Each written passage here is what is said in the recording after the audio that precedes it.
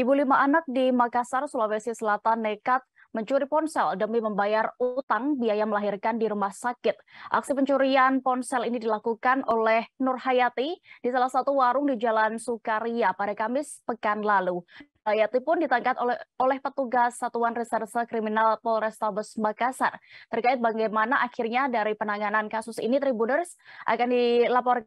Kami sudah terhubung dengan rekan Muslimin Emba, reporter dari Tribun Timur. Silakan rekan.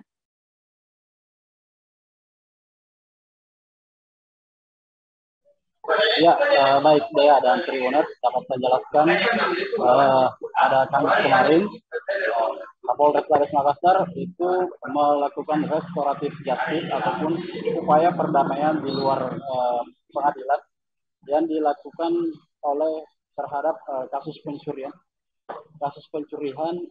ponsel yang dilakukan oleh Nur Hayati di salah satu warung Jalan Sukaria, di mana kasus tersebut terpaksa dilakukan Nur Hayati lantaran terdesak ekonomi ataupun terdapat utang biaya persalinan anak kelimanya yang saat ini berumur 1 bulan 4 hari. Di mana dalam kasus itu Polrestabes Makassar merasa iba dan kemudian memilih untuk menempuh jalur restoratif justice dengan cara mempertemukan pemilik ponsel dan Nur Hayati yang tertangkap, dan pemilik ponsel juga bersedia untuk bagaimana mencabut laporannya. Jadi Nur Hayati saat ini pun dibebaskan pulang ke rumahnya.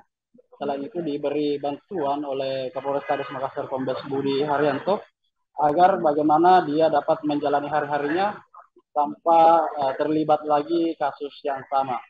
Ya.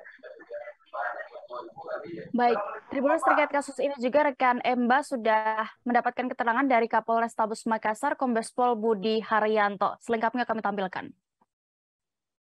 Seperti apa ini kan kasusnya cukup menarik, Bang, sampai dia mencuri untuk susu anaknya, seperti apa, Bang? Ya, jadi begini, ini peristiwa pencurian sebuah gedung.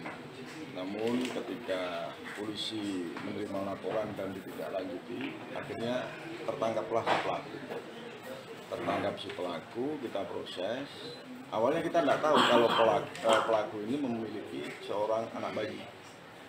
Ternyata setelah kita amankan, tetangganya nyusulin, ternyata yang bersangkutan punya bayi. Di situ kita ingin mengambil langkah restoratif. Tentunya ketika langkah restoratif justice itu kita lakukan, kan harus memberikan rasa keadilan di kedua belah pihak.